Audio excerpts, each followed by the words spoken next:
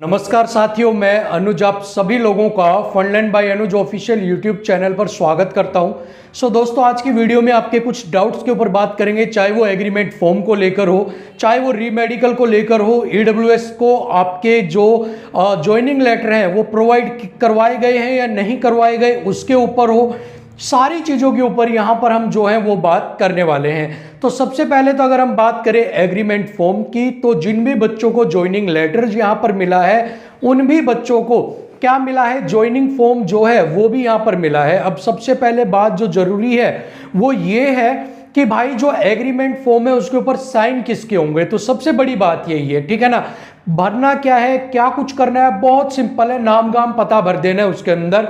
But जो सबसे पहला सवाल आता है वो यही आता है कि साइन किसके होंगे, क्या सरपंच के, पंच के, एमएलए के, किसके साइन हम उस पर करवाएं।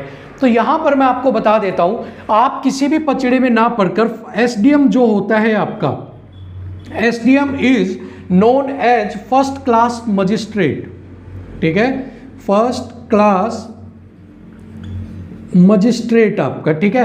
आपको करवाना क्या है, जब उसके अंदर बोला गया है कि फर्स्ट क्लास मजिस्ट्रेट से आपको साइन करवाने हैं, आपको इस चीज को कंसीडर करना चाहिए कि व्हाई दे मेंशन कि आपको फर्स्ट क्लास मजिस्ट्रेट से ही साइन करवाने हैं। कि उन्होंने यहां पर वो लिख सकते थे ब्रैकेट में करके एमएलए, एमपी, आपका यहां पर गैजेटेड ऑफिसर जो भी हैं वो सब कुछ लिख सकते थे, बट उन्होंने फर्स्ट क्लास मजिस्ट्रेट ही क्यों लिखा।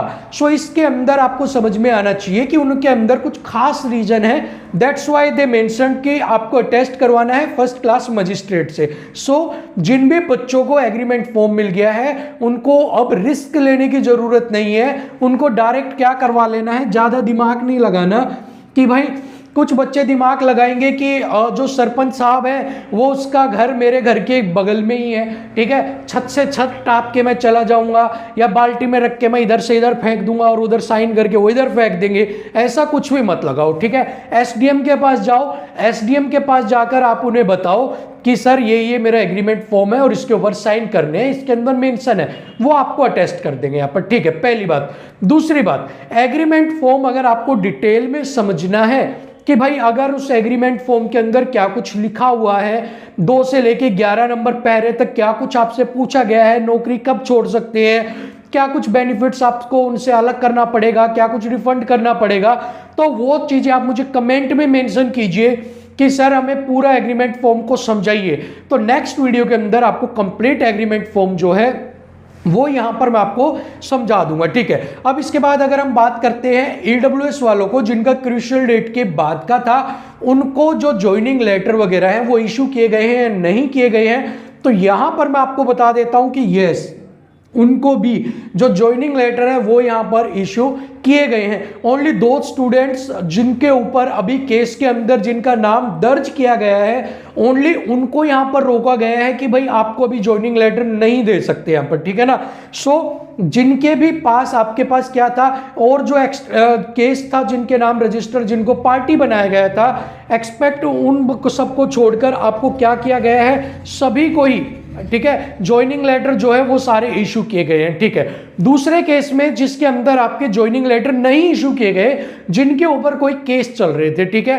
अब केस किस तरह के चल रहे थे, आइदर आपके ऊपर कोई कोरोना केस चल रहा था, मारपीट का केस चल रहा है, फ्रोजरी का केस चल रहा है, बैंकक्रप्ट का केस चल रहा है, किसी भी तरह का केस चल रहा है, उनको क्या नहीं दिया गया, ज्वाइनिंग लेटर नहीं दिया गया है। बहुत सारे ऐसे बच्चे जिनके ऊपर केस चल रहा था, ठीक है, और उनके ऊपर केस से उनका नाम हट चुका है, अब क्या है कि वो केस में से बाइज्जत बरी हो चुके हैं, उनके ऊपर से सारा पचड़ा हट गया है। बट जो स्टेटमेंट कॉपी थी, जो कॉपी ऑफ द स्टेटमेंट जो आपको प्रोवाइड करवाई जाती है कोर्ट की तरफ से, वो सबमिट नहीं हो पाई थी, या उसका जो वर्डिक्ट था कोर्ट का कि आपको बाइज्जत बरी किया जाता है, वो वाला वर्डिक्ट जो था वो आपका नहीं आ पाया है एक्चुअल में उनके पास। तो उन बच्चों को भी क्या नहीं किया गया, आपका जो फॉर्म है जो वो है आपका ज्वाइनिंग लेटर है वो आपको प्रोवाइड नहीं करवाया गया है। इसके बाद अगर हम बात करते हैं कि कुछ बच्चों को रीमेडिकल भी यहां पर दिया गया है। अब रीमेडिकल किन बच्चों को दिया गया है? आप कहोगे सर क्या यहां पर भी रीमेडिकल हो रहा है? बिल्कुल यहां पर रीमेडिकल हो रहा है और रीमेडिकल दिया गया है। और जो सबसे ज्यादा रीमेडिकल दिया गया है वो दिया गया है आईज के अंदर, ठीक है, आंखों के अंदर। और आंखों के अंदर भी क्या है, जिनके भी डॉक्टर ने लिख दिया विद ग्लास, जिसके भी डॉक्टर ने विद ग्लास लिख दिया है उनको क्या मिलेगा, उनको वहां पर रीमेडिकल के लिए बोल दिया गया है। ठीक है, देखिए 6/12 वहां पर आपकी मांगी गई थी आंखें, ठीक है, नोटिफिकेशन के अकॉर्डिंग। किसी की आंखें 6/9 है, ठीक है, 6/9 है, मतलब 6/12 और 6/9 को आप कैसे समझ सकते हो? देखो यहां पर इस तरह से आपके अक्षर लिखे होते हैं, ए, फिर कुछ छोटा, फिर ये छोटा, फिर छोटा, फिर छोटा और फिर छोटा। जो ये लास्ट वाला होता है ना, ये होता है 6/12, ठीक है। ये वाला जो इससे एक ऊपर वाला होता है ना, ये होता है 6/9। और जो ये वाला होता है जो इससे भी मोटा, ये 6/12 की, ये जो होता है ये 6/18। यहां पर एक और होती है, ये वाला होता है 6/36 की, और ये यहां पर होता है आपका 60 लिखा हुआ, ठीक है। तो आपकी 6 जो यहां पर 6/6 की, ये भाई 6/6 की होती है, ठीक है। ये 6/6 की, 6/6 से ऊपर 6/9 की, फिर 6/12, फिर 18 और फिर 36 होता है। तो यहां पर आपको, तो यहां तक भी आप अगर पढ़ लेते हो तो ठीक माना गया है, और आप तो इससे नीचे भी यहां भी पढ़ रहे हो, ठीक है। सो आप तो वैसे भी बहुत ज्यादा ठीक हो। बट प्रॉब्लम क्या आई, जब उन्होंने आपका फॉर्म फिल किया तो जब वहां पर इस तरह से लिखा हुआ था, देखिए नेक्ट आई, जो यहां पर 6/9 लिख दिया डिस्टेंस, और क्लियर नियर बाई 6/6 लिख दिया आपका। बट यहां पर उन्होंने लिख दिया ग्लासेज के साथ, विद ग्लासेज 6/6, ठीक है। सो ये वाली गलती जिनकी भी हो गई ना, उनको रीमेडिकल दे दिया गया। अब ऐसे में करना क्या है, वो अपना सिर्फ ये वाला कॉलम फिल करवा लें, इस वाले कॉलम को हटा दें वो अपना, ठीक है। ग्लास वाला उनके कॉलम ना हो कि भाई 6/12 मांगी है, 6/9 है मेरी, आप मेरा चश्मा लिखो मत, नोटिफिकेशन के अकॉर्डिंग डॉक्टर नहीं लिखेगा, ठीक है, क्योंकि मैं जितना मेरा मेडिकल का स्टैंडर्ड है उसके अकॉर्डिंग मैं क्वालिफाई कर रही हूं या कर रहा हूं, ये आपको उनको बताना पड़ेगा कि sir the standard of the medical is 6/12 and my I site और माय विजन इज 6/9, और जो मेरा विजन है वो क्लियर कर रहा है 6/12 को। इवन कि मेरा 6/12 होता तब भी मैं ठीक थी या ठीक था, बट अभी मेरा 6/9 उससे भी इंप्रूव्ड वर्जन है। देन आपको मेंशन करने की जरूरत नहीं है, आपको ये लिखना है कि मैं मेडिकली फिट हूं इस चीज के अंदर, ठीक है।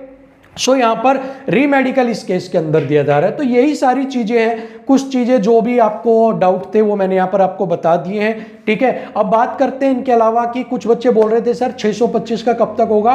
तो 625 का मैं आपको ऑलरेडी बता चुका हूं कि मेरी प्रीवियस वीडियो में I have already told you कि you have to wait for approximate 1 और 2 मंथ्स टिल अप्रैल एंड तक आपको क्या करना पड़ेगा, वेट करना पड़ेगा। बट बहुत से लोगों को इस बात पर उस समय भी वो एग्री नहीं कर रहे थे। तो अभी आप बार बार कह रहे हो कि सर कब आएगा कब आएगा, तो मैं अपनी बात बता चुका हूं, मार्च एंड तक आपको कुछ ना कुछ सुनने को मिल सकता है। अप्रैल तक आपकी जो प्रोसेस है उसको स्टार्ट किया जा सकता है, क्योंकि वेटिंग लिस्ट तभी आएगी जब आपकी ये वाली जो क्लियर हो जाएगा 625 का। सो दो बोथ आर एक दूसरे के प्रोपोर्शनल है। 625 योर वेटिंग लिस्ट आएगी तो 625 भी आएगा। सिंपल सी बात है, सिंपल फंड है, ठीक है। एग्रीमेंट फॉर्म आपको अगर आप चाहते हो कि आपको एक्सप्लेन किया जाए 1 by 1, सो आप मुझे कमेंट में पिन कीजिएगा। नेक्स्ट वीडियो में आपको मैं पूरा एक्सप्लेन करूंगा पॉइंट टू पॉइंट। सो अभी के लिए इतना ही। वीडियो को लाइक शेयर तो आप करेंगे ही करेंगे, साथ में सब्सक्राइब चैनल को कर दीजिएगा। Thank you so much.